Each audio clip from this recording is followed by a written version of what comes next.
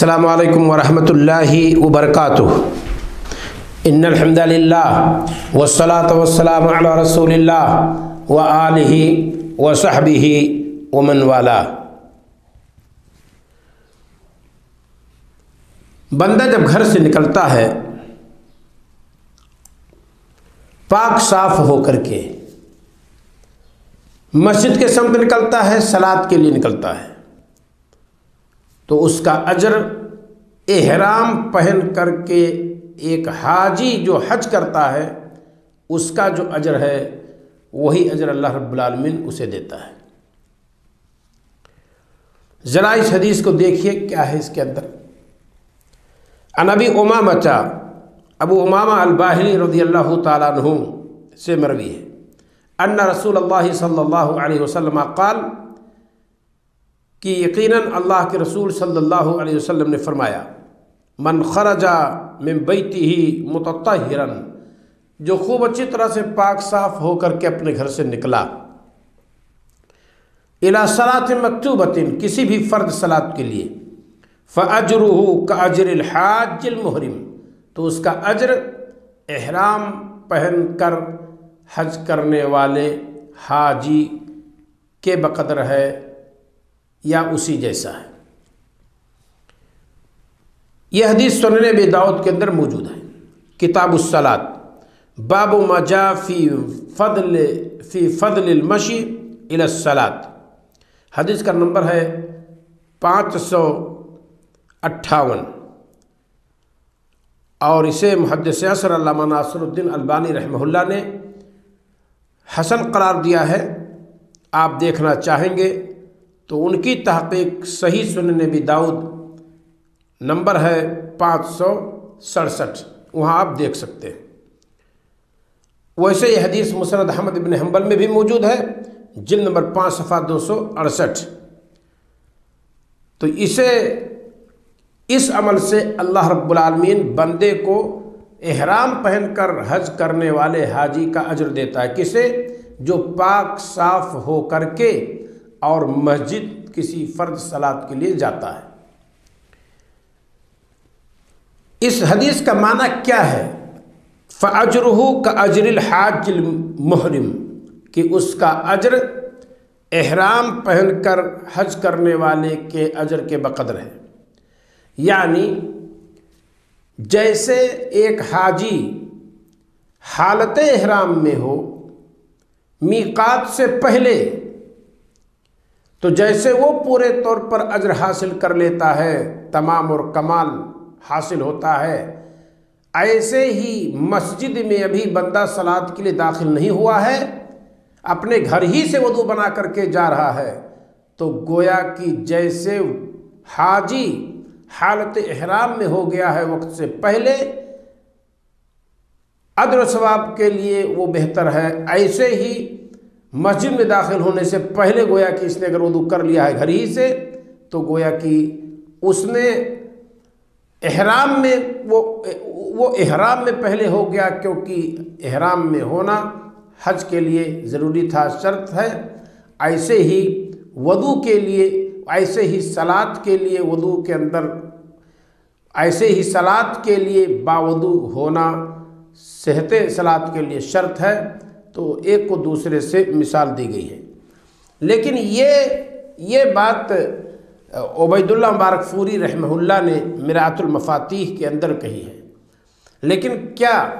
جو شخص میقات سے پہلے احرام باندھ لے، اجر و ثواب کے اعتبار سے اس کا اجر و ثواب بڑھ جاتا ہے؟ کسی حدیث میں ایسا نہیں ہے۔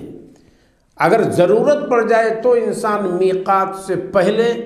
احرام باندھ سکتا ہے، ورنہ نبی کریم صلی اللہ علیہ وسلم کی سنت یہی ہے کہ میقات ہی پہ احرام باندھا جائے۔ فَإِنَّ خَيْرَ الْحَدِيثِ كِتَابُ اللَّهِ، سب سے بہتر حدیث اللہ کی کتاب ہے، وَخَيْرَ الْهَدِيِ هَدِيُّ مُحَمَّدٍ صلی اللہ علیہ وسلم، اور سب سے بہتر راستہ، طریقہ، منہج محمد صلی اللہ علیہ وسلم کا طریقہ ہے، اور آپ کا طریقہ یہی رہا ہے کہ آپ نے میقات پہ احرام باندھی ہے۔ لہذا کوئی یہ کہے کہ مسجد نبوی سے احرام باندھنے میں فضیلت زیادہ ہے،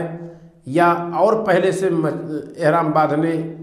میں فضیلت زیادہ ہے، ایسی بات کسی حدیث میں وارد نہیں ہے۔ بلکہ امام مالک رحمہ اللہ کے دور میں کسی نے کہا کہ اے امام مالک، اگر ہم احرام مسجد نبوی سے باندھ لیں، نبی کریم صلی اللہ علیہ وسلم کی قبر کے پاس سے، تو کیا حرج ہے؟ تو انہوں نے کہا کہ وَخَيْرَ الْهَدْيِ هَدْيُ مُحَمَّدٍ صلی اللہ علیہ وسلم، کہ سب سے بہتر محمد صلی اللہ علیہ وسلم کا راستہ ہے۔ اگر مسجد نبوی سے احرام باندھنا زیادہ فضیلت کا باعث ہوتا تو ہمارے نبی صلی اللہ علیہ وسلم احرام ذوالحلیفہ میں جا کر کے، ابیار علی میں جا کر کے آپ وہاں احرام نہیں باندھتے، بلکہ مسجد نبوی ہی سے آپ باندھتے۔ تو یہ کہنا کہ میقات سے پہلے احرام باندھ لینے والا ایسے ہی ہے جیسے مسجد میں داخل ہونے سے پہلے یعنی گھر ہی سے وضو کرنے والا ہے، ایسا نہیں کہا جا سکتا ہے، کیونکہ گھر سے وضو کر کے چلنے کی فضیلت واضح طور پر حدیث کے اندر بیان کی گئی ہے، جبکہ میقات سے پہلے احرام باندھنے کی فضیلت کسی حدیث میں نہیں بیان کی گئی ہے۔ ہاں، بھیڑ سے بچنے کے لیے، یا یہ کہ کوئی آدمی یہ سمجھتا ہو کہ ہمارے لیے دقت ہو سکتی ہے، یا یہ کہ ہوائی سفر ہے، پریشانی ہو سکتی ہے، تو اس کے لیے جائز قرار دیا ہے علماء نے کہ آدمی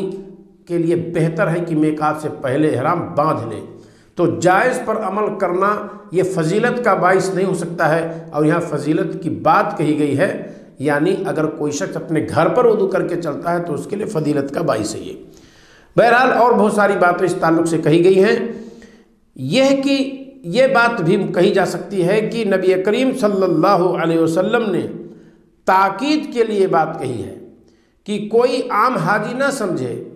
جیسے حاجی احرام باندھ کر کے حج کرنے کے لیے جاتا ہے وہی حاجی مراد ہے، جیسے اس کو اجر و ثواب ملتا ہے حج پورے طور پر کرنے کی وجہ سے حج کا اجر جیسے ہے، ایسے ہی گھر سے اگر کوئی وضو کر کے چلتا ہے تو وضو ہونے کی حیثیت سے، صلاۃ ہونے کی حیثیت سے جو اجر ملتا ہے وہ کامل طور پر بندے کو ملے گا۔ جیسے احرام پہن کر کے اگر کوئی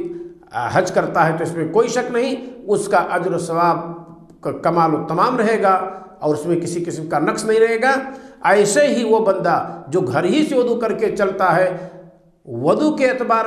وضو ہونے کی حیثیت سے اور صلاۃ ہونے کی حیثیت سے اجر اور اس کا ثواب بندے کو تمام پورے طور اس کا اجر بندے کو پورے طور پر ملے گا۔ یہ مطلب بھی حدیث کا بتایا گیا ہے۔ اللہ اعلم بالصواب۔ بہرحال نبی کریم صلی اللہ علیہ وسلم